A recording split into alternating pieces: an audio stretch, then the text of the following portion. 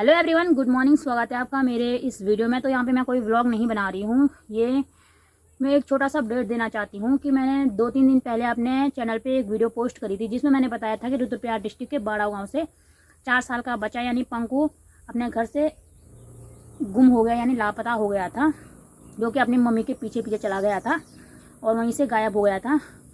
तो वो 4 अप्रैल को लापता हुआ था, यानी अपनी मम्मी के पीछे भी जंगल गया था। तो उसी टाइम से वो लापता हुआ था 4 अप्रैल को, और उसकी खोजबीन तब से लेके चल रही थी।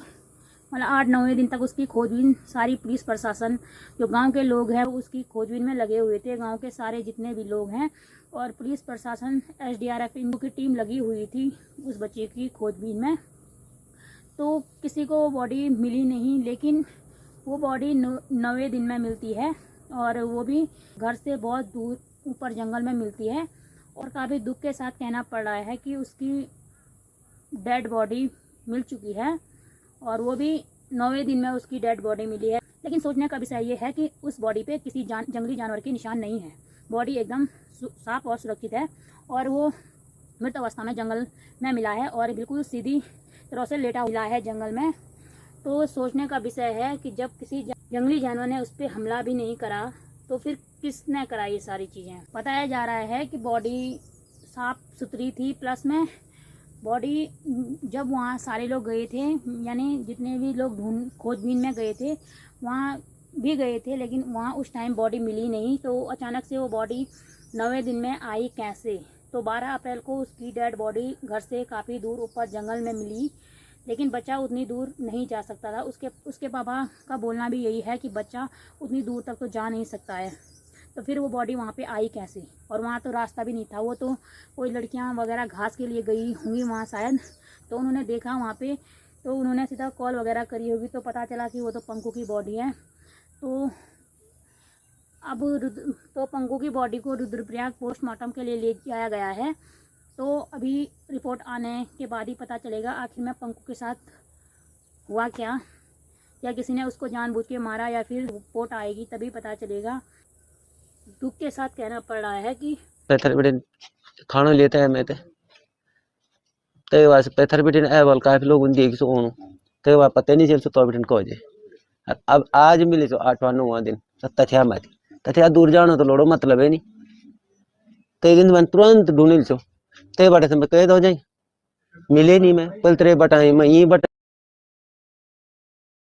इतनी दूर जाने का मतलब ही नहीं। तुरंत उसी दिन चले गए थे मैं ढूंढने उसे, मिला ही नहीं मुझे कहीं। सारे छान मारे मैंने, मैं रास्ते रास्ते मिले ही नहीं मुझे।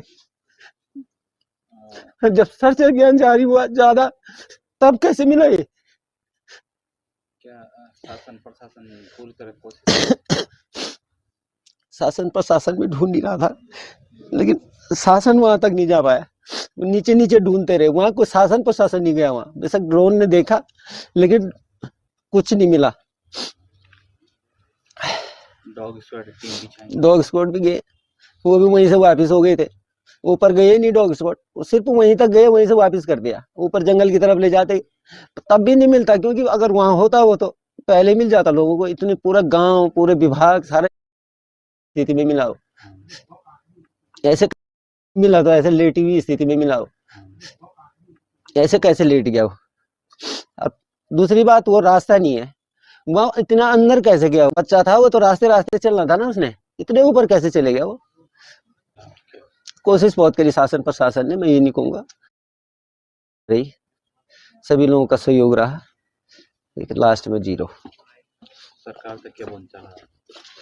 क्या बोल सकता हूँ मैं? कुछ नहीं बोलता, हो गया, बहुत है, इतना बहुत है, इतना बहुत है। मेरा तो बेटा ही चले गया। सारे लोगों से यही बोलना चाहूँगी, अपने बच्चों का ध्यान रखें। रिपोर्ट आएगी तभी पता चलेगा आखिर में पंकु के साथ क्या हुआ था। तो पहले एक उम्मीद थी, उसके माँ पापा को भी ये उम्मीद रही होगी कि मेरा बच्चा, जब तक बच्चा मिल नहीं रहा था तब तक ये उम्मीद थी कि बच्चा जहाँ भी होगा ठीक होगा, एक ना एक दिन आ ही जाएगा, अगर कहीं चला भी गया होगा। लेकिन ये सुन के बहुत दुख हुआ कि पंकु अब इस दुनिया में नहीं रहा। तो भगवान उसकी आत्मा को शांति दे। तो मैं भगवान से यही प्रे करूँगी कि उनके परिवार एवं उनके माता पिता को इस दुख की घड़ी में दुख सहने की क्षमता दे।